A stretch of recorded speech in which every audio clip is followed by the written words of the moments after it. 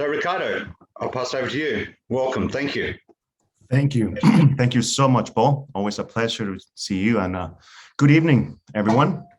It gives me tremendous joy to look around and I recognize some of the familiar faces, and it's always a tremendous pleasure to join the Cigars community, to discover, to enjoy, and learn about some of the best cigars and spirits in the world.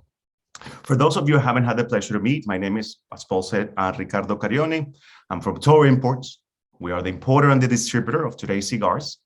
And on behalf of our team, of our partners, C.Gars, I have the privilege to welcome you to tonight's special feature, because trust me, we're in for a fantastic treat tonight.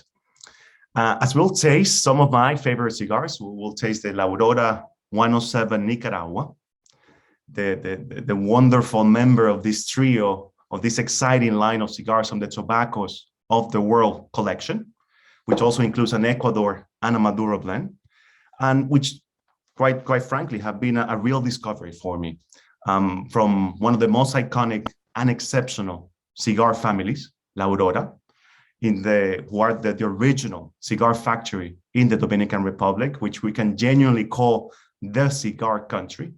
And it was founded in 1903. And we'll be pairing it with the fabulous Glenallachie 12-year-old and 15-year-old whiskies. Do apologize already for any mispronunciation that is not of the Spanish language. Everything else you have to forgive me. I am from Nicaragua. I'll try my best to speak in English, but if you don't understand at some point, just let me know. And we'll learn about the cigars, and we'll learn about the true legend that is Don Manuel Inoa, Manny, La Aurora's master blender. We'll learn about the whiskey from Ben Chambers, who is the UK sales manager of Glenallachie. But if that wasn't enough, you'll also be part of a UK exclusive, and that's the first insider's tour of La Aurora factory right here towards the end of the affair. Manny, I hope you allow me to the liberty to call you Manny, and Ben, welcome, and thank you so much for joining us. I'll bring Manny in shortly to introduce the cigar. But before I do, I would like to say just a very quick, brief comments on the cigar and on Manny. But while I do that, if you want to start and take ahead and light up your 107 Nicaragua, which is a cigar we'll be tasting throughout tonight, and start with the 12-year-old Glenallachie, which Ben will tell you more about very shortly. But don't let a few words and introductions hold you. In the meantime, start tasting and start getting in, and then you'll hear from the experts what is it that you're tasting and what you're looking at. About La Aurora 107 in particular, that was launched back in 2010 first. It was to mark the company's 107 years of experience in handcrafting cigars. Then, as the range has expanded over the last decade, back in 2020, La Aurora announced the 107 family of cigars will also be in the Tobaccos of the World series to celebrate the variety of blends. Here in the UK, we launched it in July this year. And just recently, the 107 Nicaragua has been shortlisted for Best Brand Dominican Republic by Cigar Journal. And it is the first La Aurora's Nicaraguan Puro. And I do have to say, I genuinely feel the soul of my country, but crafted in the unparalleled mastery of the Dominican Republic. And the man I'll be introducing just in a moment, Manuel Inoa, La Aurora's master blender. He's a man who's made some truly memorable cigars in his career of 36 years. His long career in the company already amounts to 28 years. His title currently is Master Blender. However, Manny does a lot more than also being a master blender. He develops products both for their own and private labels. He has a lot of work in the production and management duties, but he's also focused in blending and obtaining some of the best tobaccos from around the world. In addition to that, he's also has a very special role in something that all of us members of the cigar industry and cigar aficionados and cigar lovers know how important it is.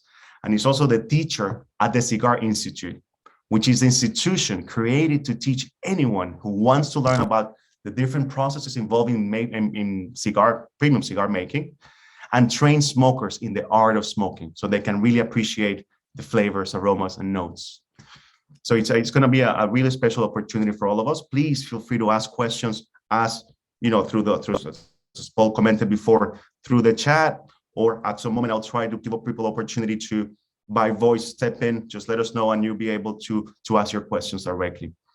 But with having said that, Manny, can I please ask you to do us the honor of introducing the cigar and sharing to us a little bit about the whole cultivation, growth process, the blend, as we start the first third of the cigar. Hello, everyone. I'm so glad to be with you today with those beautiful people to learn. Every day I learn to go to a different part of the world, getting sensation. But first, let's see what our director manager had to say to the teams. Please, Gustavo. Thank you, Manny. Hello, everyone. First of all, I would like to thank Scott and all the people involved in the event for hosting us tonight. And of course, I would like to thank you all for attending the event, for your interest and for your confidence on us. But for me, I think that Ricardo did great. So it looks like you are working in La Aurora, Ricardo, because you know the whole history of the company. You know when the company was founded, 1903. We are the oldest Dominican cigar factory, leaders in the art. Now we are in 88 countries so far, and entering in new categories like the spirits, with our rum that received a double medal gold at the San Francisco tournament. And in the future, we will release other products. But talking about Nicaragua, as I said, it's really difficult to add anything to your explanation. But for me, this is a journey. And this journey starts when we released the 107 Ecuador to commemorate the 107 years of history of La Aurora.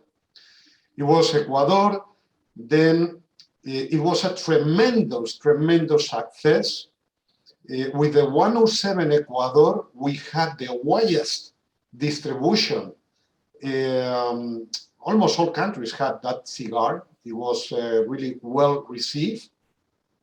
And that was the main reason why we use the 107 as a platform for this journey. So after the 107 Ecuador, the original one, we released the 107 Maduro, the USA, with broadleaf. Then we introduced the Cosecha with a Dominican wrapper. And now the new challenge is, as you said, Nicaragua. But I say it's a new challenge because, as you say, it's 100% Nicaragua. That for us was something pretty new. For us, as you know, the main difference between Cubans and Dominicans is that the Dominicans, we are used to use blends.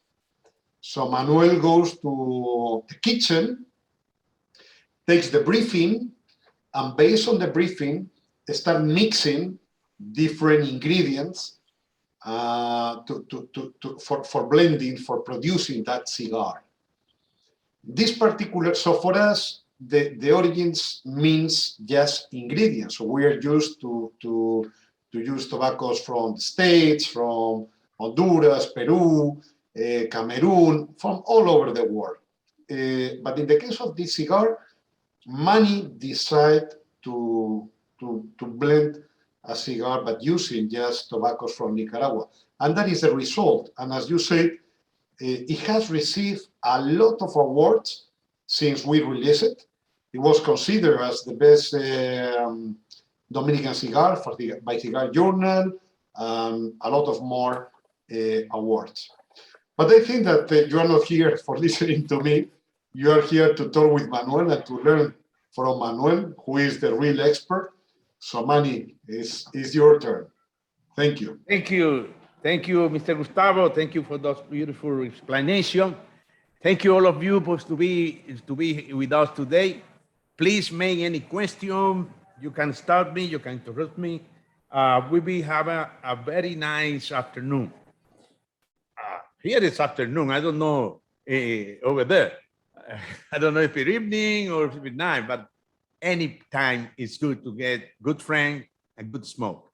Today you have in your hand the 107 Ecuador. Just for later, you can enjoy it, relaxing back home. Also, you have the Brazilian one that you can smoke it in the night. But the one that we will take care today is those beautiful 107 Nicaragua. Please, let's start to smoke while I'm explaining every single thing. I don't will explain thing about like the cut because you are professional. I know that. I love to do them cool first because it's like an advance. They give me some idea, but the tobacco was very well aged in the process, you know. Some notes coming. Today we will talk a lot about notes. I will explain how do we get it. Then I put in a little bit. Also, I know that you have a very nice drink over there. I'm so sorry I don't have it with me, but we enjoy it like you. Don't worry. Don't worry.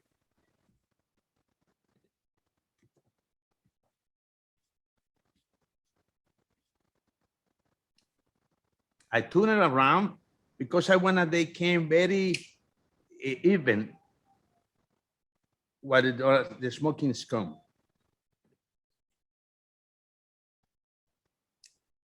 Perfect. Listen, you know, to get information about good tobacco, good cigars, when you buy in your store or when you have it from a friend, we need to know that we can use two principal things. One is the tongue and the palate, and another is the smell, the nose. Through the tongue, you can only perceive 5 flavors, only 5 flavors: salty, sweet, sour, umami, but we don't talk umami today. Let's stay with 4: salty, sweet, sour, and como naranja, agrio. No, el otro, sour, in English. Sorry, I'm asking in English because it's sour, sweet, dulce, salado, agrio, y amargo. Salty, yeah. That's only 4. I have a very good helper here, just in case I forget the words in English.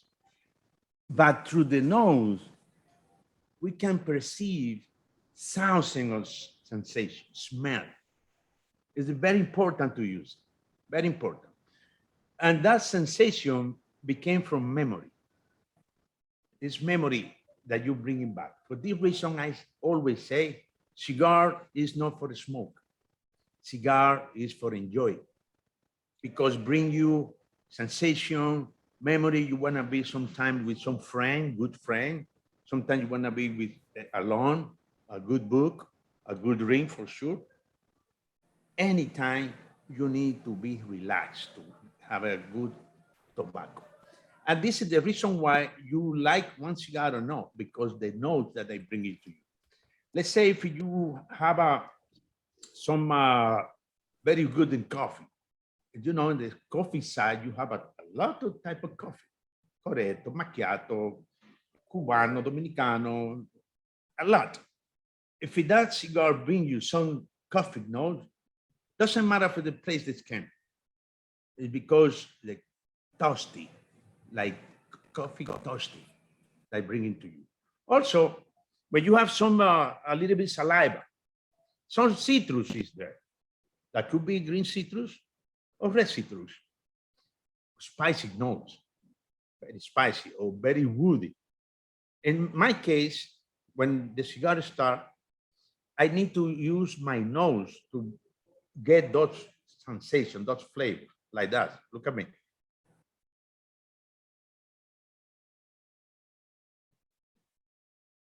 I put 2 things to work: the mouth and the nose. At the very beginning, we'll be a little bit irritated because the cigar have a strong power, but then became like a spicy or peppery. I don't know. Depend on each one what memory bring to you. I will do it again, try to do it, and let's see if we are agree on the first what we had. One thing that we had to have in mind, we divide the cigar in 3 thirds. First third, second third, and last third. Because a dynamic cigar, a good cigar, a premium cigar, need to be changing every time. A boring cigar is the cigar that never change, always giving the same thing. If we start with wood and finish with wood, that's maybe will be a little bit boring. If we all the way this is spicy, maybe you don't will like it all the time. Cigar need to bring different flavor through the smoke. And the only way that you can get that sensation is putting together the nose and the mouth together. Let's do it again.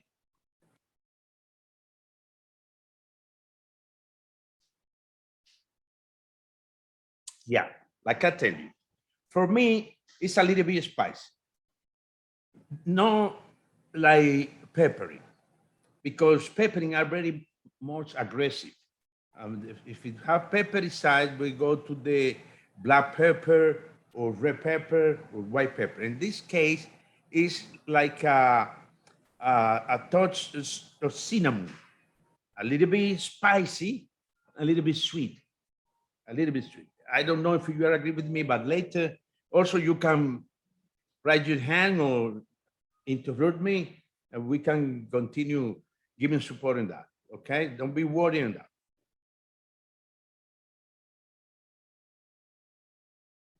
To do a nice cigars, you need to have different variety of tobacco and different place to crop, because there are 8 factors that are influence to have a premium cigar. One of those factors is the land.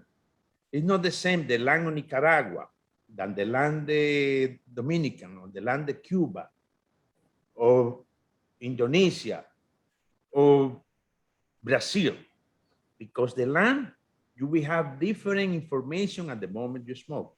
So if you want to bring more flavors and more good things, you need to mix it up different lands.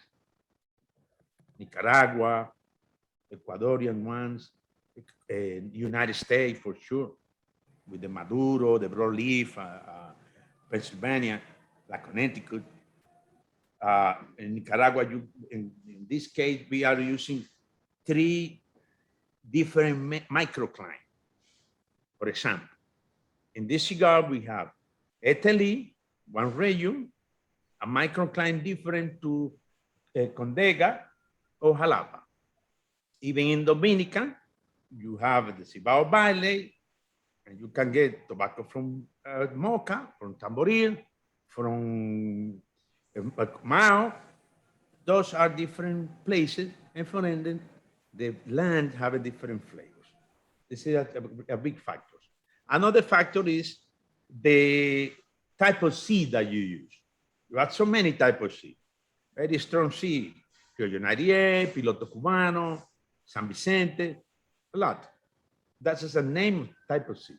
Also, you have from Dominican, like Negrito Canca, Carbonel, Chagodilla, different variety of seeds. So you need to put all those together in the right proportion to get the right balance and the right cigar, right?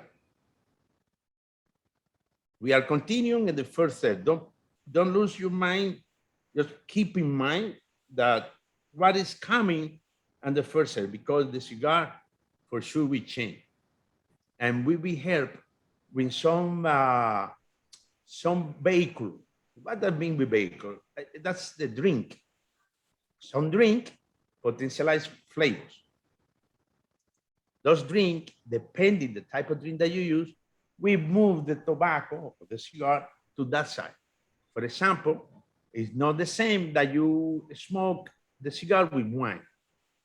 If it's a fruity wine, they will bring you a lot of nice fruity notes that the cigar has, but needs some help through the drink. If you do a Cabernet, it's a little bit in the dryness side. So those dry fruit notes will became or some toasty or some wood notes. In my case, the first note that I perceived was a touch of cinnamon that came from the spicy, a little bit woody, and some dryness like herbal notes. In the herbal note side, you have dry herbal notes and you have a green herbal note. You think when you are cutting your grass in your home, if you do it in the summer, it's different if you cut in the winter, because in the summer it became like hay, the food for the cow or the horse. But if you do during Christmas time, that's the thing that we remember you, and you will feel happy with that. Yeah. Let me see what else I got.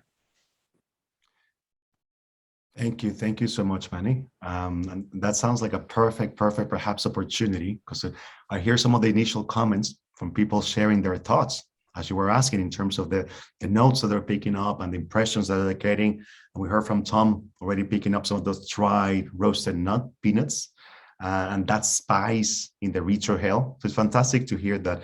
Now you were talking about the pairing and how a pairing of a spirit, in this case whiskey, or in the ones you were mentioning, it could be wine or whichever people decided to pair, but in this case we're primarily pairing it with whiskey, and how that impacts that first stir and the second stir. So I think it's a perfect opportunity to ask Ben to join in the conversation and tell us a little bit about the first whiskey, the 12-year-old that we're tasting today.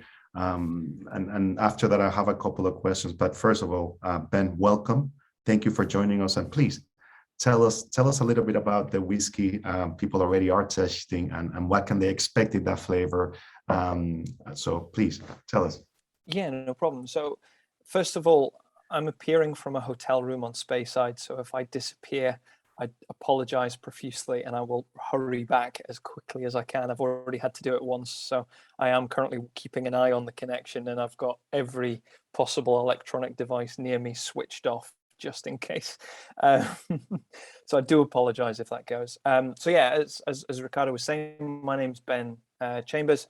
I am from Glenallachie Distillers, and here to share with you some of our whiskies this evening. Would you like me to go straight into the 12, or would you like me to say a little bit of, because Glenallachie is a distillery that not a lot of people know a huge. I would love to. In fact, that's a really good point, and I think that many people don't know this, going against the grain and being independent. So please tell us a little bit about Glenallachie. Really, only the last few years it's started to sort of. And you're getting a little bit, so looks like the internet may be a little bit flaky in that part of the world where you are. So you got a little bit stopped for the moment. Let's give it a moment and see if we can get you back. And if I can see you moving on the screen, that will give me an indication that you're back. At the moment, you're frozen. Let's see. Oh no, I'm back. I hear you. It's great. Brilliant. So yes, so you were going to tell us a little bit about Glenallachie, a little bit of what makes it a unique, a special kind of distillery as an organization, and then about the 12-year-old. So please. Perfect. So the distillery was founded or built in 1967 and first started distilling in 1968. It was built by CGars to be a backbone for their blends, to be a big style of Speyside single malt. Very rich, very sort of luscious, very sort of big in the mouth, lots of flavor coming through, which is unusual for Speyside single malt whiskey. And it was built, as I said, to be a backbone for blends. So it was in blending whiskey, you have three main components. You have the backbone, you have the filler, and you have the grain whiskey. So grain whiskey being the main part, the filler being the majority of malt whiskey that's used, and then the backbone is there to add oomph, to add flavor The most famous backbone whiskies would be your Isla single malts to add peat and earthiness and smoke to a blend. But not all blends were designed to be smoky. So distilleries like Cardew, distilleries like Mortlach, the liquid from these became very, very, very sought after through the 50s and 60s as blends really started to take hold across the world. And other distilling companies needed distilleries producing that bigger style of unpeated single malt. And that is where Glenallachie sort of came from. Fast forward to 2017. So Glenallachie was owned by CGars right the way through. It was used in Chivas Regal, it was used in Ballantyne's, it was used in Clan Campbell, it was used in White Heather, loads of blends that went all over the world, but never really appeared, bar one or two small excursions, never really appeared as a single malt in its own right. So fast forward to 2017, Glenallachie was bought by a gentleman called Billy Walker. So if you love your single malt whiskey, you probably have heard of his name. You'll probably have heard his name. You will definitely have drunk his whiskey. Billy owned, so for the last sort of 12 years previous to 14 years, in fact, previous to buying Glenallachie, he owned the Benriach distilling company. So Benriach, Glendronach, Glenglassaugh, and prior to owning that company, he also owned the Burn Stewart distilling company. So Deanston, Tobermory, Bunnahabhain, Scottish Leader, Black Bottle, etc., etc. And prior to that, he was master blender at Ballantyne's. So the guy, you know, he's been around the industry for a long, long time, over 50 years now in Scotch whisky production. And yeah, he sold his last company at the age of 71, 72 and decided he wasn't finished. He was retired officially for 6 weeks and tells everybody he got bored and didn't know what to do with himself. So he went and bought another distillery and started all over again. And this is where Glenallachie came. So the 12-year-old as we see it today, this is where this was born. Billy, very, very, very famous for his wood management program, his use of casks, often first fill sherry. And in our 12-year-old Glenallachie, that is exactly what you are seeing here. So if I pull the bottle back up, this is the 12-year-old is predominantly a combination of casks with some virgin oak and some Pedro Jimenez sherry casks. He has, in recent vattings, including the one you have in front of you, started using a very small portion of liquid, which has come from Rioja Barriques. And he's done that just to add a little bit more fruit, a little bit of red fruit, cranberry, in particular is the tasting note that I often get given to the spirit. And this is something that gives it a real depth of flavor. Important to emphasize, I see a couple of comments about the color. All Glenallachies are completely natural, nothing added, nothing taken away. So that color is purely coming from brand new first fill Oloroso and Pedro Jimenez sherry casks, plus a little bit of virgin oak, and bottled at 46% ABV. So all of our spirits will only bottle at a minimum. The sort of lowest we will go in terms of alcohol is 46, and it's because basically he refuses to chill filter any of his spirits. So he doesn't want to be taking anything out. He doesn't want to be touching the flavor at all. Doesn't, you know, he wants it to be as the cask and as the master blender Billy intended. So no pouring, nothing added, nothing taken away. And you know, for me, we were saying this before we all came on, starting to smoke and things.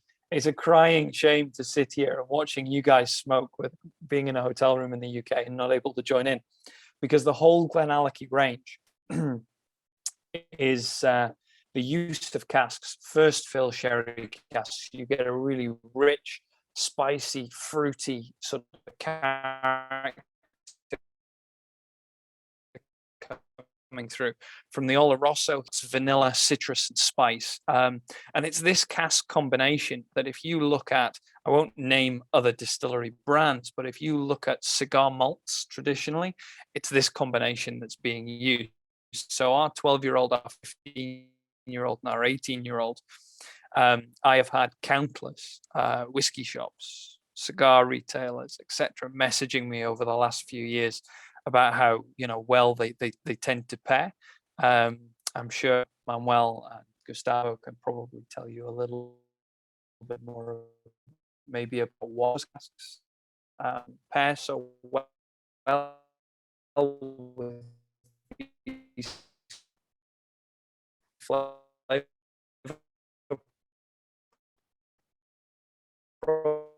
Ben, I think we're losing you for a moment, so you may have to rewind just a little bit on that final thought, because we weren't able to get you on that last bit when you were commenting on what Gustavo and Manny will have to comment on that. But can you hear me now?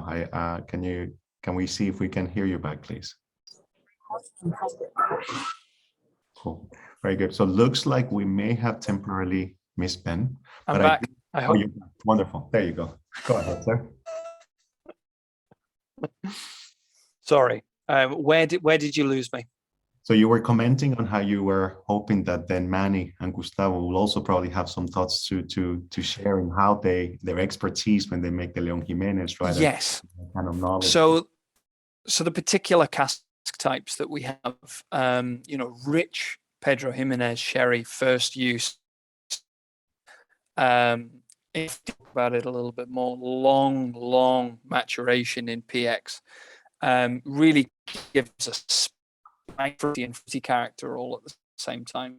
The Oloroso sherry casks that we use give this real nuttiness, and then the vanilla and cinnamon that come through from the virgin oak. I was saying these when producing cigar malts. So hopefully we get a lot of interest from both cigar smokers, cigar retailers, etc. in these two particular products. So I would love to hear maybe why, because I know a lot about whiskey, but I don't know a lot about pairing cigars with whiskey. So maybe Manny and Gustavo might have a good idea as to why those particular casks work so well. And then I was going on to say, any questions you guys have, please, Billy, our owner, wants, like I was saying about the whiskey, we will always put an age statement. We will always not chill filter. We will always not add color. We want to be as open and honest with our consumers as possible. Nothing added, nothing taken away.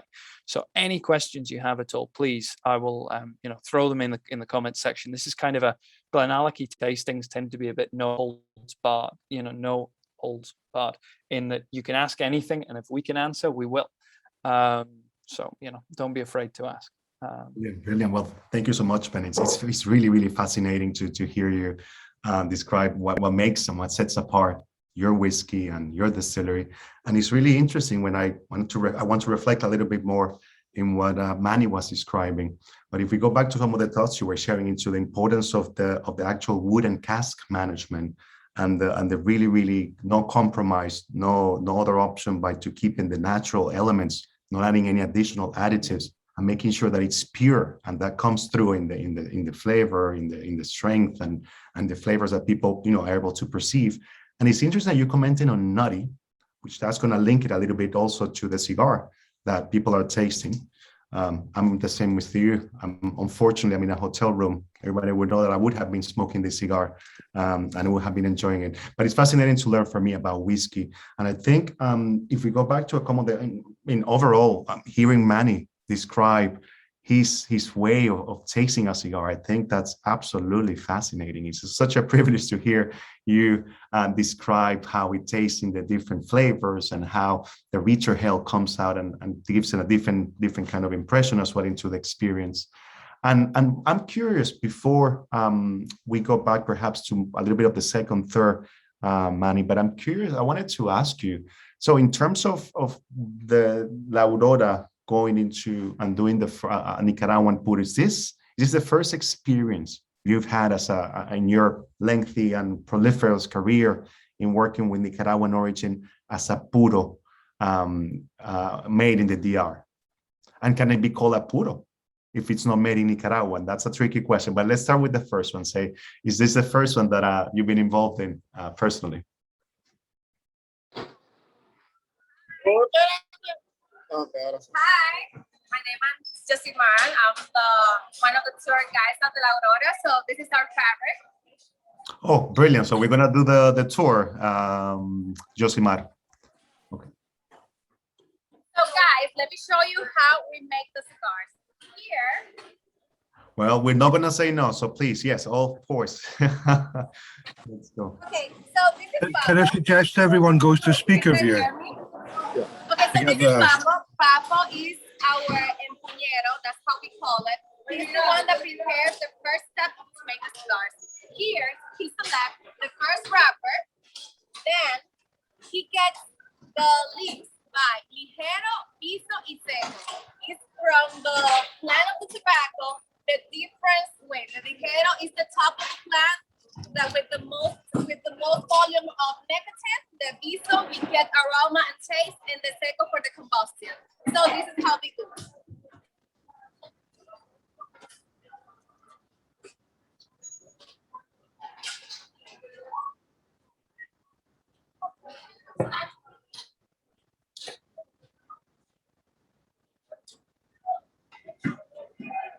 Then he puts his ears in the molder.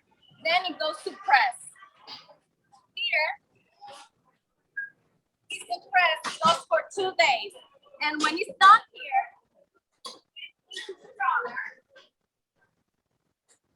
The roller, let's wait until she gets enough one. Gets the wrapper. She cut it. Then she gets the empuño.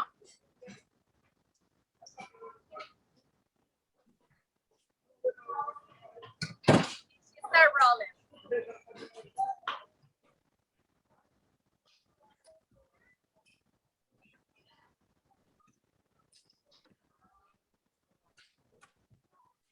resin that they use is called the mojol. The mojol is a natural resin with no chemical and any test added. So you won't change the taste of your cigars, okay? Okay, so when the cigar is ready, it's finishing over here. The last final touch.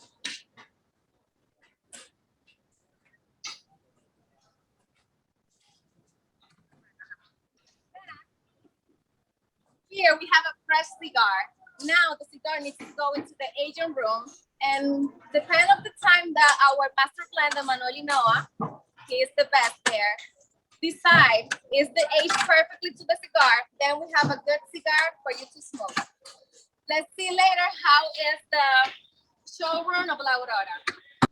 Brilliant. Well, thank you so much, Josimar. I think none of us ever gets tired.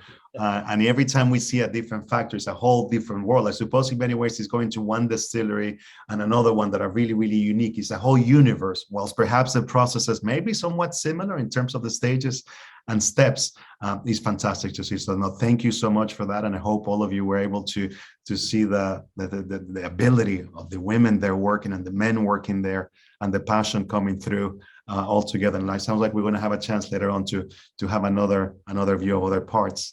But brilliant. Thank you so much for treating us to that. I hope you all savor that and can keep it. And this will be recorded, so we can always go back to that.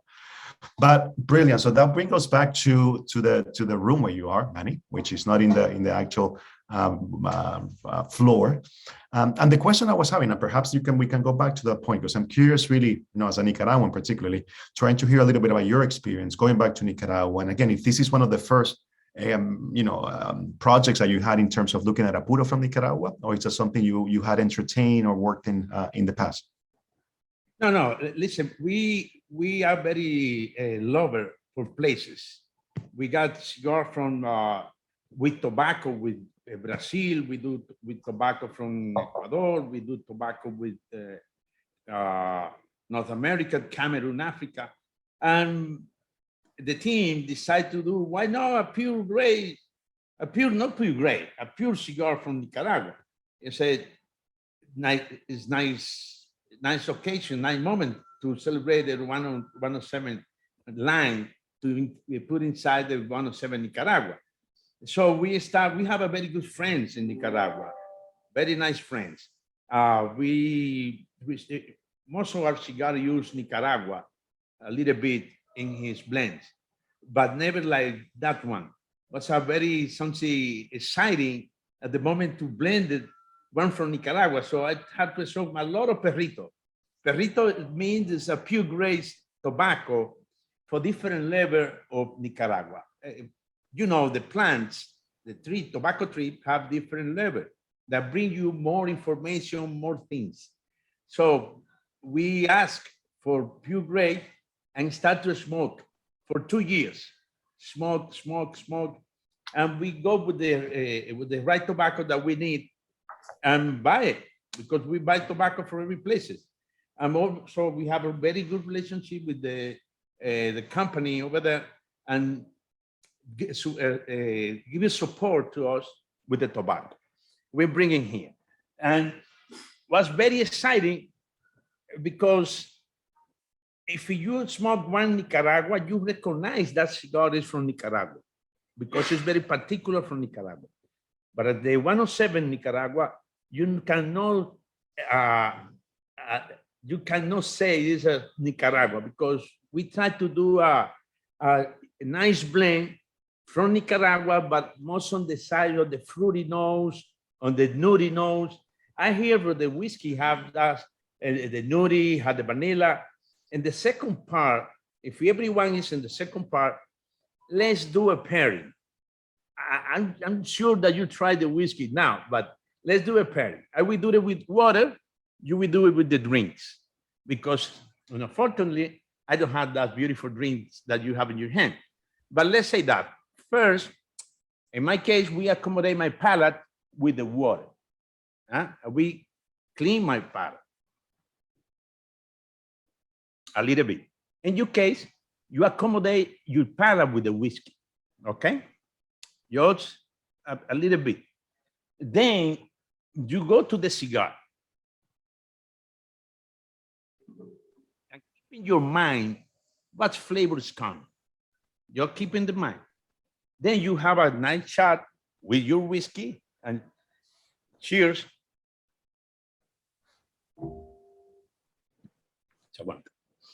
And then we'll go to the cigar and do the ceremony to draw it through the nose. In this beautiful part, in the second part, if you have the drinks, because I hear very clear that the cigar it can be a very nice nutty notes and nice the fruit notes. For sure, the nutty note became like that, like walnut, like almonds is coming, and that's part. Also, a touch of vanilla is there. And with the whiskey, you can increase it.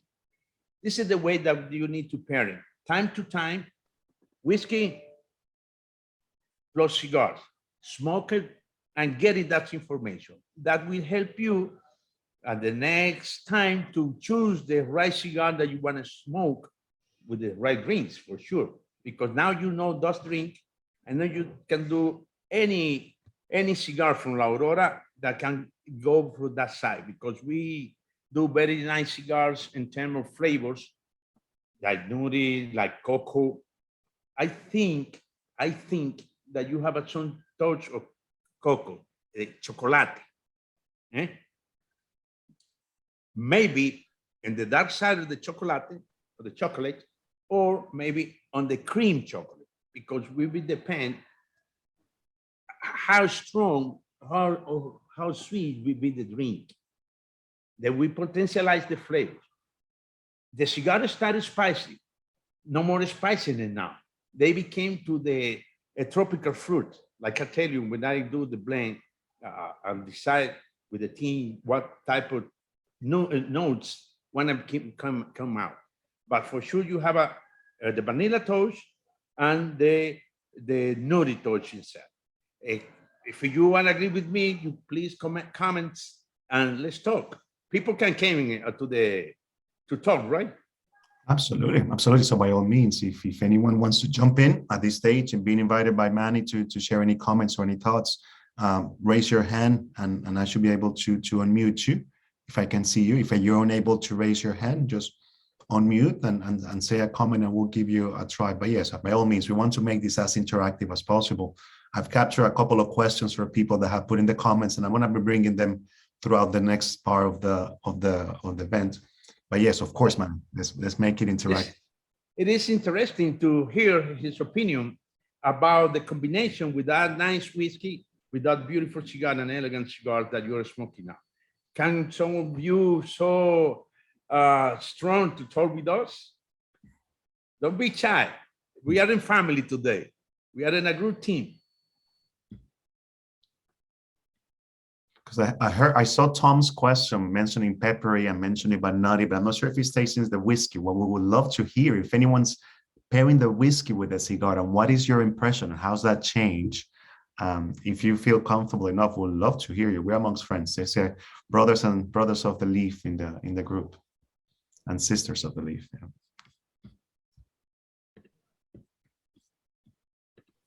Nobody want to come. They are afraid. Well, Don't worry. That's okay. Don't worry. We'll hear some comments in the meantime. But what I did find interesting, yeah, I think they're picking up a little bit on that pepper that you mentioned, and you're kind of debating whether pepper or spice.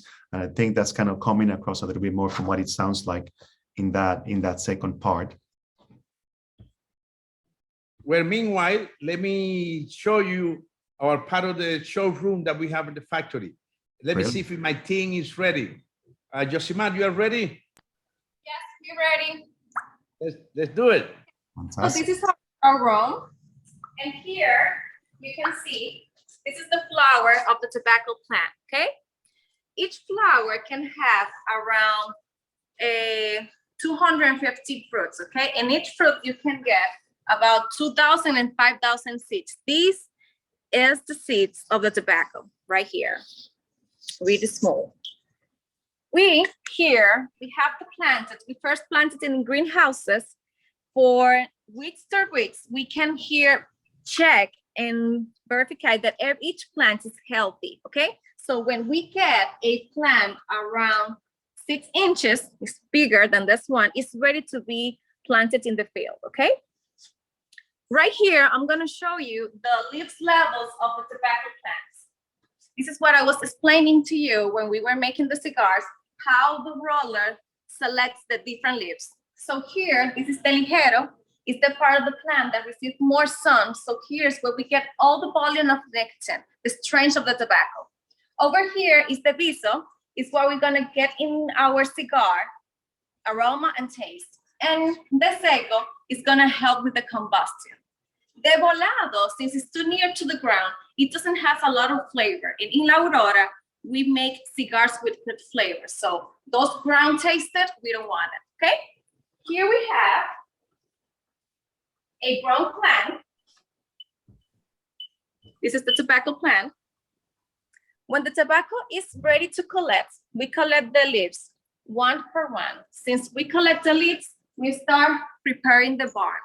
This is the barn of the tobacco, where we first make the process of healing of the tobacco. The leaves comes here green, then they take a yellow color, then they turn to red until they get this brown color. It takes around 3 months to get a brown leaves ready to go to the process of the tobacco. Then when the barn is ready, then it goes to a place where we're gonna age the tobacco. It goes to fermentation, and then we age the tobacco. In La Aurora, we receive the tobaccos in packets. That's how we get the tobacco. And then there goes to other process where they sold it and gave them more aging, okay? So this is part of what we make here as a tour in La Aurora. It was a pleasure. Thank you very much. Thank you, Josimar. Thank you very much. I hope the team enjoyed that beautiful section. It's just to show you a little bit more that what we made here. That you see the plants, this is very important. The plants bring you different level to bring different flavors at the moment you smoke. I'm gonna finish my second part. And the end of the second part, starting with the third part, it started to came some sweet notes like honey, like melassa. Maybe with your drink, if you have that touch of tropical fruit like honey, that came with the flowers notes, perhaps you will feel it more than me because you have a one thing that I help you more than only the cigar. I'm doing it with water, but you are doing it with a nice whiskey. So with that whiskey, we potentialize those flavors and we will bring you much flavor. In this part, a little bit honey, a little bit roasted coffee. Also, we in the production area age tobacco in rum barrel. It's a American oak that woods we use it. So some touch of smoky woods is coming too. No, the woods that at the beginning. At the beginning, the woods that I perceived was like a cedars, something like that. At the end, it's like a touch of smoky wood. Always, I say, never reject one cigar how they start. Smoking it into the end, because it's like his finish. Always, a good cigar bring you. You need to smoke your cigar totally to describe the cigar is good or bad. Never say the cigar is bad because starting bad. No. The cigar can change in flavor. It's bad because maybe you don't like that flavor that coming at the beginning. But if you go to the end, for example, in my side, became more sweet flavors now, like the honey that I tell you, like the melassa. It's like a brown sugar, toasty brown sugars. Very unique. Also, a touch of leathery notes is coming too. For this reason, I wanted to share with you that information. That what are you feeling? What do you think? Because I'm learning about from you. Because I don't know the whiskey, I don't have it here. But next time for sure, I will try to get in to find out how the perfect pairing with our cigars and that drink. Because I use a lot of type of drinks, but not that specific with whiskey. Can some of you tell me how you feel it with that whiskey and this beautiful cigar? Are you able to talk with me about that? I wish I could. Yeah, Ricardo. So, Glenallachie, it's surprising. We had a virtual Herf, not a virtual Herf, a live event here with Ricardo only a week or so ago with rum. You know, rum is quite sweet, and it's a lot more, fruitiness is coming through in terms of doing pairings. And I find that Glenallachie, with the sweetness, using a lot more of that Oloroso and Pedro Jimenez casks, getting a lot of those, Christmas cake, dried fruit characteristics that are coming through. And I think it pairs very well, certainly in the last third of the La Aurora cigar that we've, from the Nicaragua today. So it's a great pairing. Thank you, Paul. And look, by all means, I mean, that we have to be frank as well. Not everybody has the creative mind, perhaps, to make these associations of flavors, and there's absolutely nothing wrong with that. I have to be frank. I enjoy cigars in a very different way, and it just happens to be, I think, a matter of your personal experience as a cigar smoker, how you enjoy them. So as a consumer, if you're not feeling any of that, that's absolutely normal. There's nothing wrong with you. It just happens to be that some people happen to taste cigars and drinks in a slightly different fashion, and it's as simple as that. But I do want to go back to what we just witnessed. Wow. I mean, I think in my very short career in the cigar industry, but my lengthy life in Nicaragua, quite somewhat lengthy in other parts of the world, I don't think I had seen something of the level of organization and the way it was so presented in such an educational way in terms of how the cigar process and the parts of the plants and what Josemir was showing to us behind there is one of the most exceptional I've ever seen. And that brings me to something I wanted to ask you about, Manuel, before we move into Ben back to bring him in and talk a little bit more about the second whiskey. But I think it's something you may have in common as well when it comes into the learning process. And the learning process, not only as yourselves, right, as a master blender, as someone who really gets to know the whiskeys and be able to bring them around the world and in the UK. But something that really, really impressed me with La Aurora, and it's something I genuinely admire, is in terms of the efforts that you all put into the education of the consumers and the industry. Anyone who's been to La Aurora has come back, and I've heard the comments into what a rich experience that is. And I know, Manny, you take a lot of efforts and you go to great lengths of your time and efforts to really have everyone trained and have the right resources. But I would love to hear, if you could, Manny, tell us a little bit about the Cigar Institute. I mean, this is such an important thing, and we cannot just let it slide easily. When I saw it there, I said, this is like the classroom. This is the classroom of the Cigar Institute. We are all being lucky enough to witness without having to go there. So the Cigar Institute and your role, Manny, can you share a little bit briefly, as long as you want, about that facet and that element of your efforts and La Aurora, please?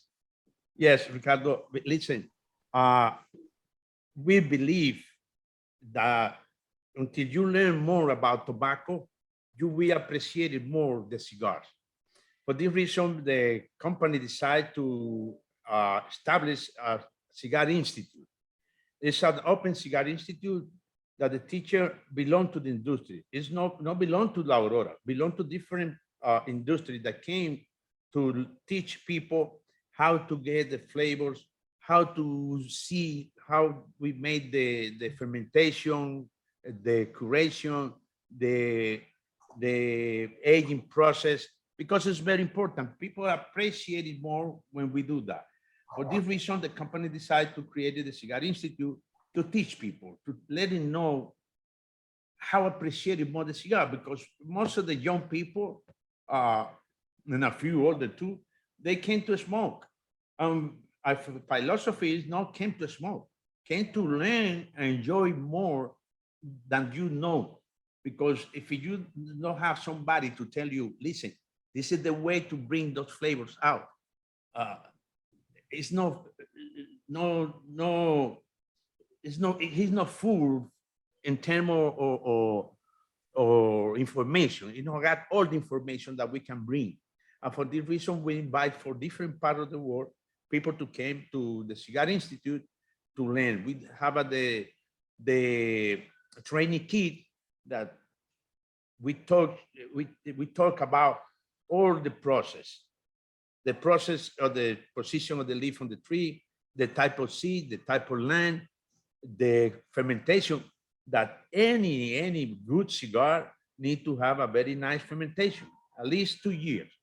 In aging room, you need to let the tobacco relax by himself to get those flavors that bring you to put it happy at the moment that you smoke. And that's the reason why we decide to came with that Cigar Institute with different teachers, because it's not a business. It's not business. We love to travel every places free. You have to talk with the people, telling what we do, learning about that, and people appreciated that. They appreciate it a lot because they learn. That much of the people told me, wow, today I appreciated more the cigar because I've getting more things than the past. And that is good. We feel very good, but the people say that because now we have a really smoker one, a very nice one that we enjoy his cigar when they smoke. And for this reason also we do a lot of pairing too, because this is a lifestyle.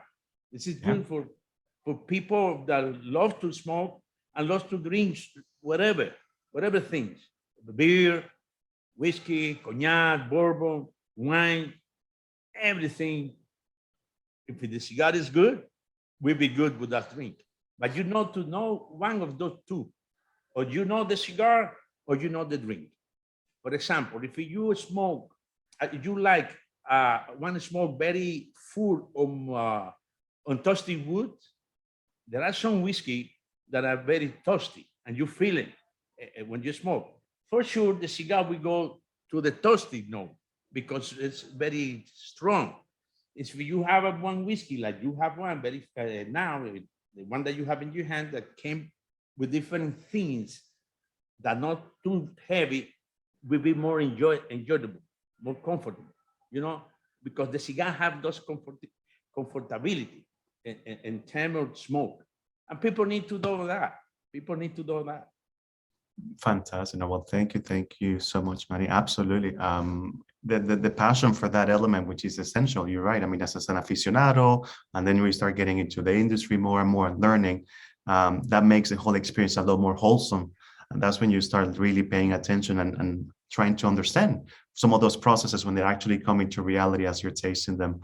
And I remember a few years ago, I took my wife and her friends from Boston in the US to Fife to try some of the distilleries and try to learn a little bit of the process. We miserably failed because I think we drank too much and too fast. So it wasn't a very enhancing experience of our knowledge.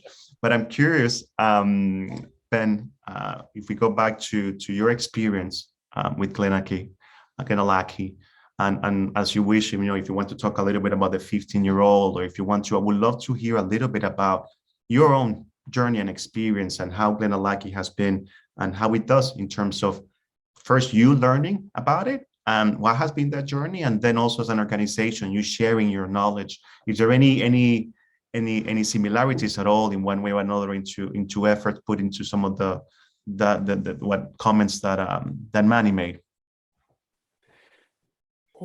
That's a lot of questions. You asked to ask a lot of questions. Here we go. So tell me your journey. It's fine. Please, yeah, go ahead.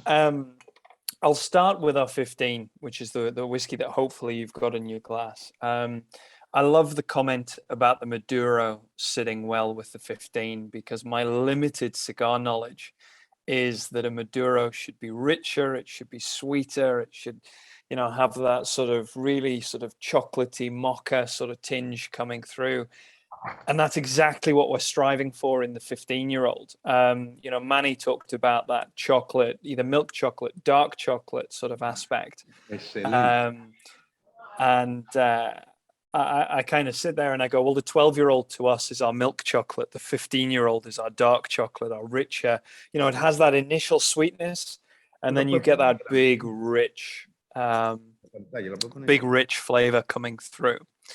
So it's really interesting that you're saying the Maduro works really, really well with the 15, because that's exactly, if I had to script it, that's exactly what should be happening. So anyway, yeah, our 15-year-olds, we'll talk a little bit about this first. So we talked about the makeup of casks from the 12-year-old being more Oloroso. The 15-year-old uses more Pedro Jimenez sherry casks, still with a virgin oak, still with the Oloroso sherry. But then with our 15-year-old, we use something really unusual, something really different for the whiskey industry, which is some true 100% maturation sherry casks go into this. So a small portion is whiskey which has been in one sherry cask. We can only say sherry butt because the truth is the former owners of the distillery did not record the type of sherry cask. We think it's Oloroso, but all it ever says in any of the old records and the ledgers is sherry butt. So we think it's an Oloroso sherry cask, but the fact that, you know, it's very risky to do 15 years in one cask. Very risky. Very few distillers will ever do it because you can over oak, you can over wood too much flavor into the whiskey, and that can start to spoil it. So it's very dangerous to do, but Billy insists that this is something we are going to do because he wants to get a big finish, lots of flavor, really long finish. And that's exactly what our 15-year-old does. The 15-year-old was launched about a month before I joined the company. And I stand by that when we had the interview, this was the whiskey that sold the company to me. It wasn't me trying to sell myself to the company. It was one of these really weird things where they were like, have you tried this? Have you tried that? Have you tried that? And I tried the 15 and was like, oh my God, I need to work with this spirit, with this whiskey. There's so much going on there, so much flavor, you know, everything from, you do get those woody notes coming through, but the initial sweetness, honey, dried fruits, raisins, and then that long finish really kicks in with the spice, you know, chocolate, coffee, mocha, and it just goes on and on and on. Unpeated in style, but again with that big, you know, we talked about a viscous mouthfeel. And this is a really good one for demonstrating the differences at Glenallachie. What makes Glenallachie different? What makes it stand out from other Speyside distillers and distilleries? So Glenallachie is all about, I don't want to say, I'm trying to think of the right term to use here, but all about getting the best quality spirit, no matter the cost. So we, unusually for Speyside, have enormous stills. And the reason that we do this is to maximize the copper contact, but we also slow down the distillation process. So the vapor is churning through those stills, getting as much copper contact as possible, removing all those impurities. We also have the long continuous fermentation in the industry. So standardly, fermentation time would be, give or take, 70, 72 hours would be the average across the whiskey industry. At Glenallachie, we do 167-hour fermentation as an average, which is massive. And we do it at a slightly lower temperature. Two reasons. Firstly, we get a slightly higher alcohol content which is important when it comes to distillation. It means we can get a higher alcohol content when we're distilling. But also, and more importantly, by doing this process much more methodically and much slower, we basically reduce the amount of imperfections. We reduce the amount of naturally occurring sulfites, etc., that occur in the liquid, which means that we get more quality flavor out of the casks. There's less there changing the flavor in the spirit. We're getting as much, you know, Billy is famous for his wood management. That's what I talked about before. And this whole process, slowing everything down, maximizing copper contact, means that we get a higher quality finish at the end of it. And the 15 really exemplifies this, because you get that really big, rich mouthfeel, that really big, deep, rich coating, the mouth, and loads and loads and loads of flavors coming through. Sorry, probably blow the distillery up. Yeah, you probably would blow the distillery up. Please do not light a cigar. If you ever go on a tour of Glenallachie, the alcohol vapor in the air would not take kindly to it. Before I say any more, does anybody have any particular questions? Anything they want to ask? Anything they want to know about Glenallachie, about the whiskies you've tried this evening? Yeah, it's always nice to. I know Manny was trying it before and failing, but it's always nice to get the interaction and get some people involved. Anyone at all? Yeah, Ben, we've had lots of consumers within the stores that have traditionally been favourites of Glendronach, being heavily sherry, Tetra Jimenez, sherry cask finishes that have transitioned across to Glenallachie, because it's a fairly new product for us within the Termos and CGars, but they've really converted across because it's something new, and they find it, it's mostly a slightly cheaper price point as well. But in terms of quality, they've found it much better than what they've been used to, or buying, age against price points with Glenallachie. So, oh, where do I begin with this one without giving away the true secrets? Billy perfected it is no secret. Billy perfected his use of casks at Dronach and Benriach. Benriach was the experimental distillery where he was using everything from wine barriques to rum casks to sherry butts to oak from all over the world, and looking at the differences. And he's continued that at Glenallachie. But Dronic was the sherry beast. Dronic was where he really cut his teeth with Oloroso sherry, Pedro Jimenez sherry, where he, developed the relationships with the bodegas down in Jerez and the various other towns and things around there. And he's been able to continue that journey at Glenallachie. Glenallachie, why was Dronic the sherry beast? Dronic was the sherry beast because it had a big, robust spirit that matched really well with sherry casks. With a light style of spirit, it's very difficult to do long fermentation long aging in sherry casks because it overpowers the spirit.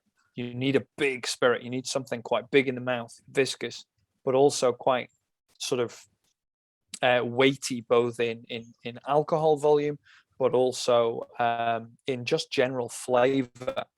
And Glenallachie was the answer. Glenallachie is something that I cannot wait to see a 12-year-old Glenallachie that has started and aged for 4.5, 5 years. We're not there yet, but it will come. And for the people who've been following it since it was first released in 2018, the quality has improved and improved and improved. And you see that from, we won World's Best Single Malt at the World Whiskey Awards this year. You see that from the awards. We got highly commended last year. We got gold medals galore the year before. So you're seeing the progression, and that's just in the awards and the accolades the distillery is getting. So what will happen in 6 or 7 years' time? I can't wait. And you're going to see more and more and more of these rich sherry expressions come. People seem to think about the quality. The main thing is our use of casks, very unusual for a lot of distilleries. We use first and second fill sherry. Almost always for these whiskies, the 12, the 15, it's all first fill sherry for roughly a 4-year finish, or with a 15, it's first fill sherry for a full 15 back combination. To progress, so once those casks are used for a first time, we are then filling them with new make spirit for their second use. After 8 years, we will re-rack them into first use sherry. So it's going to be complete and utter sherry monsters by the time Billy is finished with it. And this is very much the plan, is to really that fruity, sweet characteristics and really show the quality of both the spirit, but also the quality of wood that's available and on offer. And this is, you talk about value, it's 40, mid 40s, I'll say, because everybody's price is slightly different, and I can never remember everybody's retail price for the 12-year-old, mid 60s for the 15-year-old. The wood cost alone in the 12-year-old is about £7 a bottle. And when you factor in 9-10 quid duty and then VAT, it's madness when you look at other distilleries. It's something we've never been able to prove this 100%, but I'm 99.99999% certain that per litre produced, we have by far the highest wood budget in the industry. In that when it comes to our casks, Billy is there's no expense spared in the pursuit of perfection. And if you followed his career, he's never managed to get there yet. And it's going to continue. I know what's coming over the next sort of year or so, and he's only taking it up a level, which is brilliant to be part of.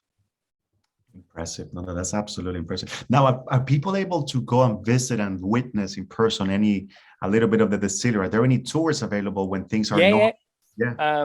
So part of my very wide remit, I also run our distillery visitor center and shop, etc. So we are doing full tours, and if you do ever get the chance to come up and do it, I highly recommend it. It's one of these things that people say, you know, oh, once you've seen a distillery, you've seen a distillery kind of thing. But there's a lot of differences at Glenallachie to any other Speyside distillery. You know, I talked about the bigger stills. We have horizontal condensers. We don't have vertical or worm tubs. The idea being that the horizontal condensers, actually, you get more copper contact as the vapor slowly passes along. It's not being forced downwards like it would be in a tub or a vertical condenser. So it slows the whole process, which is quite interesting to see. We have unusually, everything is aged on site. People always ask me, why did Billy want Glenallachie? You know, it's not something I've heard of before. So very unusually, we have our own, you know, we have the still house. Next door to the still house, we have our own, what's the word I'm looking for? Filling store, where we can fill our own casks. Most distilleries take liquid off-site to fill casks. It will head off to cooperages and various other things. Everything is on site.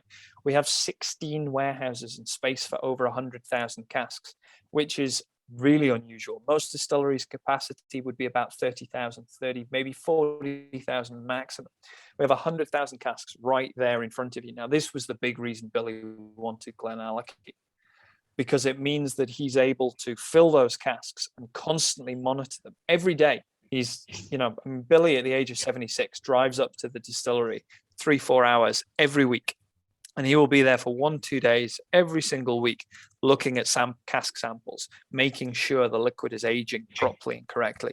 Most distilleries have their stocks all over Scotland, so they can't do this. It takes weeks, sometimes months, to check cask samples. We can do things in a matter of hours, minutes.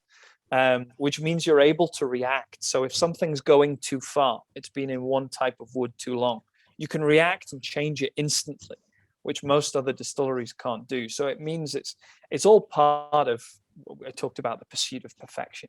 And it's really interesting to see, because you can actually come in and we're doing full tours and going through the site. We take you into some of the warehouses, and it shows you the differences and what makes Glenallachie unique.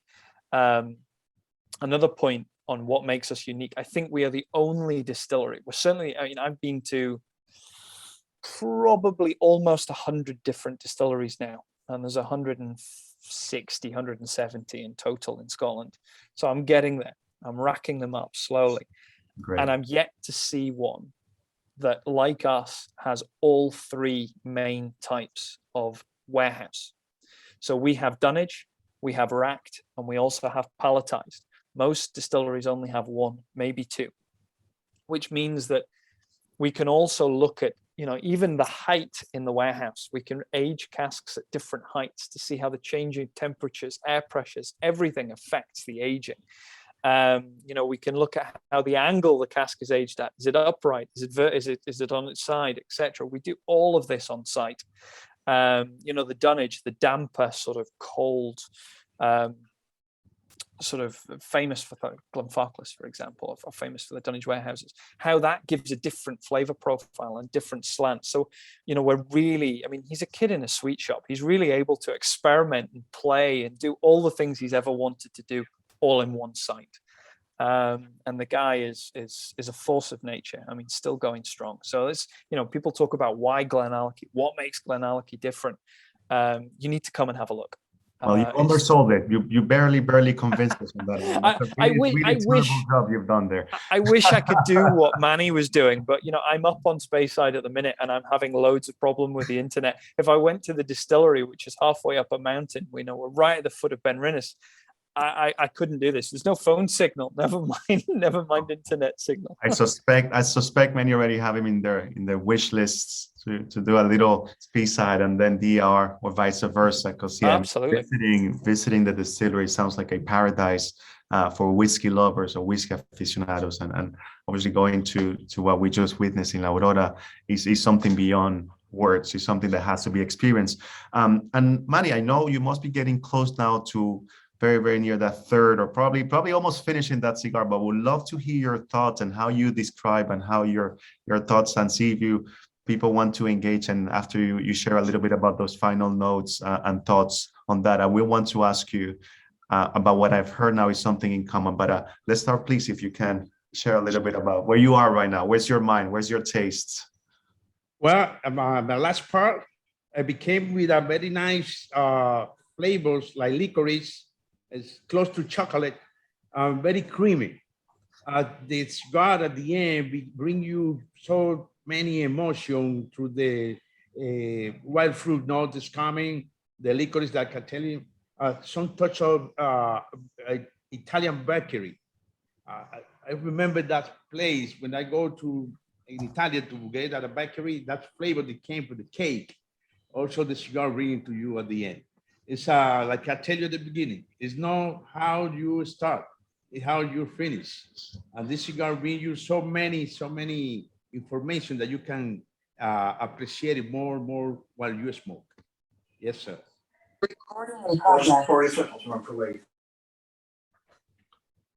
Did you mean to say something, Christopher, or no? It may have been an accident. No, sorry, Manny. I think you can go ahead. We do have a question in a bit, but please go ahead. No, it's okay. I tell you, I think most of them is the ending part like this. You see? Yeah. I don't want to let it go. I want to keep it smoking because it's very it's smooth in the mouth.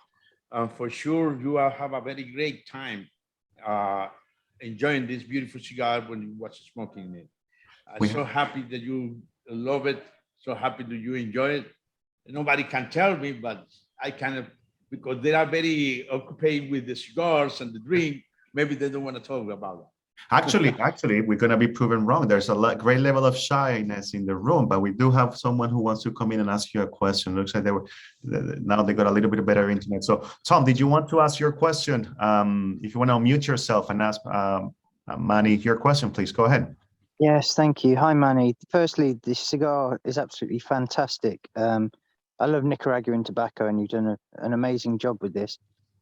Usually, I love New World cigars. I love La Aurora cigars. Quite often, you get a very straight flavor profile.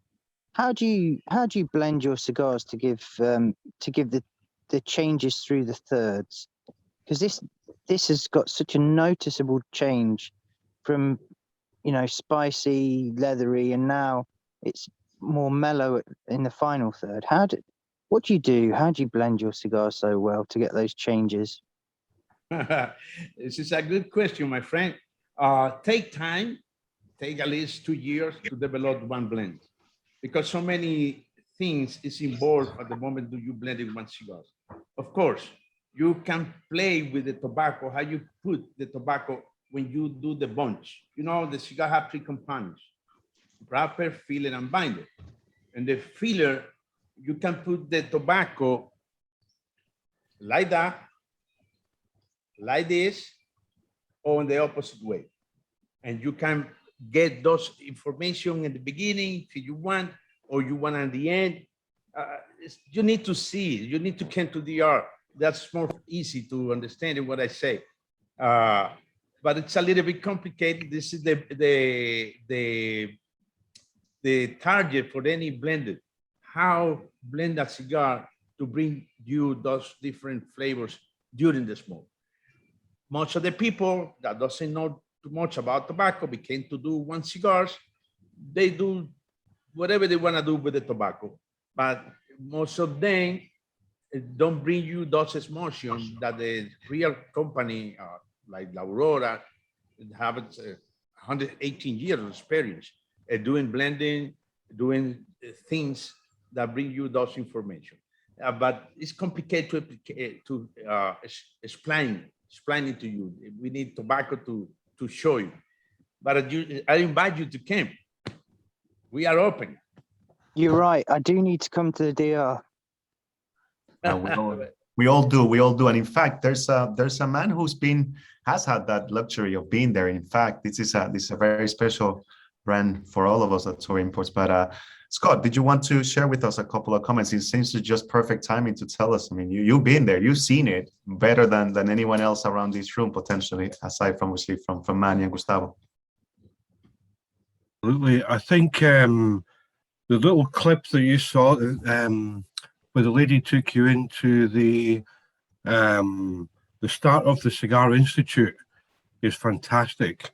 If anyone gets the chance to go to the Dominican Republic on holiday, you have to go to this factory. They do a wonderful tour, but it's more than a tour because you get the chance to blend your own cigars. It's so educational. It's good fun. It's really, really entertaining. I don't know, Manuel, is Eugenie still with you? Yeah. Yeah. So he's Yeah. he's an artist. He's a character. He shows you the Eugenie way of how to smoke a cigar. Honestly, if you get the chance to go to the Dominican Republic, you have to visit this Cigar Institute. It's just mind blowing. It's very good. And I don't know how many factories I've been to, but no one else has thought of doing this. And it's brilliant. So you go, you be trained, you be educated, you come out knowing about it. You come out knowing a little bit more than you went in with. But wow, it's just a great experience. It really is. Tonight's been great. I've enjoyed listening to Ben up in Speyside. It's been great. We've had a bit of Scotland, a bit of Dominican Republic. We've got Ricardo in Switzerland. It's an international night, and it's really interesting because our history goes back to La Aurora to 2009. So Gustavo and I were just talking about earlier how he came to Nottingham to help us launch La Aurora in the freezing cold. It was warm for the Brits, but cold for Gustavo at Nottingham. And he told me there's a picture of the two of us at Sherwood Forest, but I don't believe I was there. I don't remember that. Anyway, there was nothing wrong with going to Sherwood Forest. So it's fantastic to spend the evening with these fine gentlemen. Thank you, Ben. Thank you, Gustavo. It's great to see you. Hope to see you in real life soon. Manny, you're a legend. The last time we were in the Dominican Republic, we went back to on our last couple of days, we went back to the seaside hotel before we flew back to the UK. We took a group of UK retailers over for training.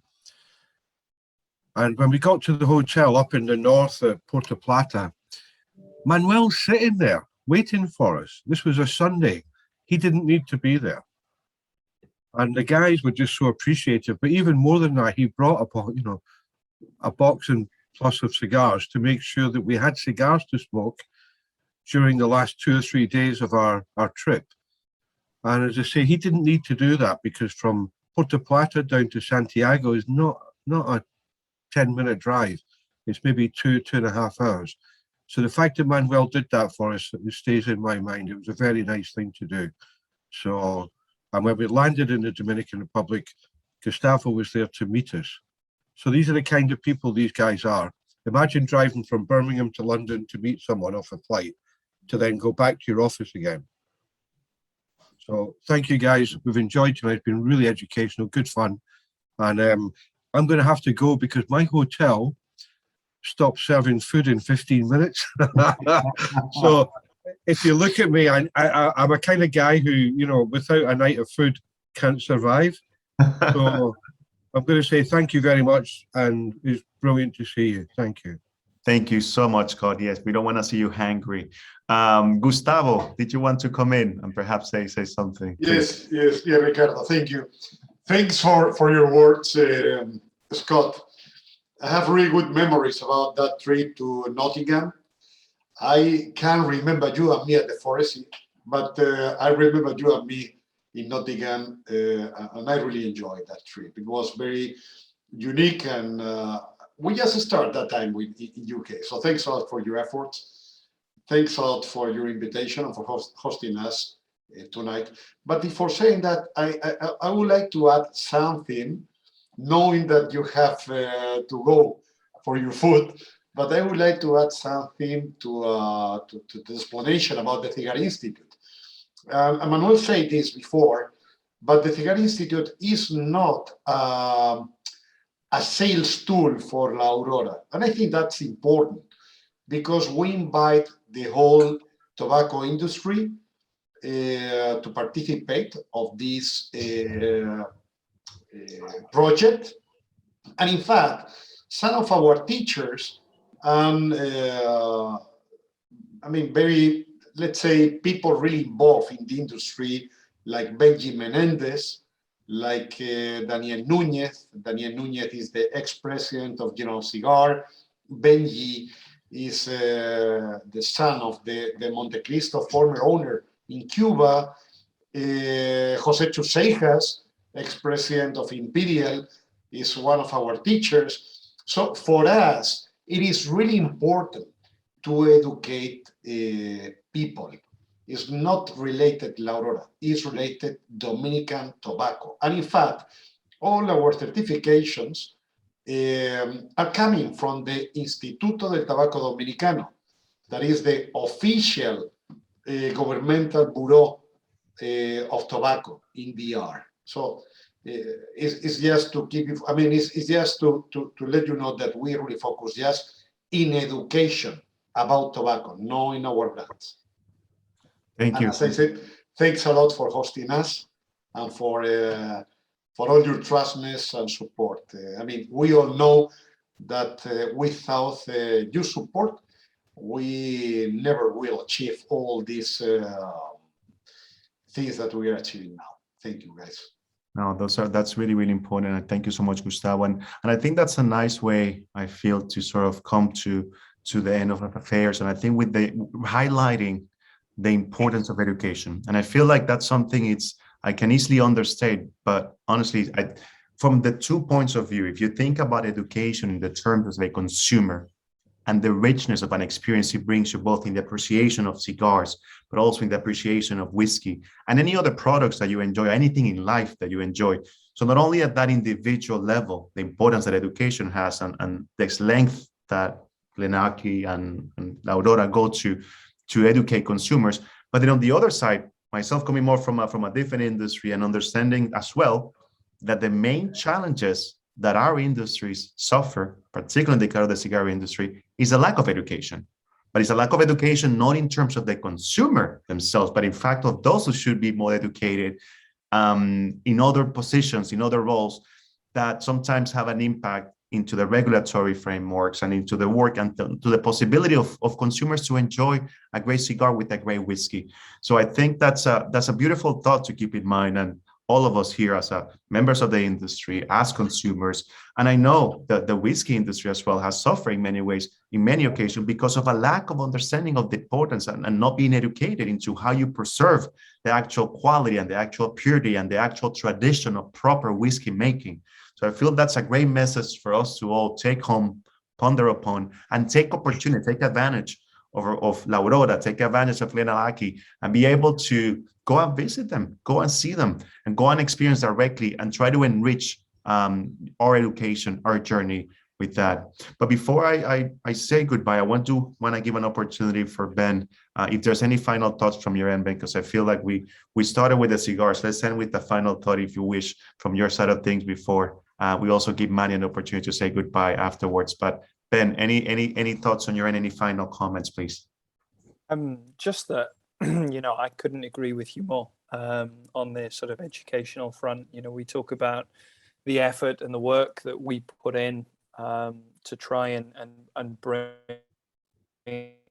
the best quality product to market. It really is spend back, and I can say, having been in the industry for 14 years now, there's stories like it. I mean, there's one or two, but there's not very many. And education is something that, doing tastings like this, doing events, trying to sort of help people understand where we're coming from, why we are doing things differently. We are not mass market. We are only available in specialists. We'll only ever be available in specialists because, let's put this into perspective. We've taken a 4.2 million litre distillery and we've scaled it back to roughly 600,000 litres to focus on quality and perfection. It's not pilot high. It's make it as good as we can. So I can't. An underage drinker. I'm older than I look. Trust me, I'm a lot older than I look. It's a whiskey. I think whiskey and cigar seems to have that effect on people.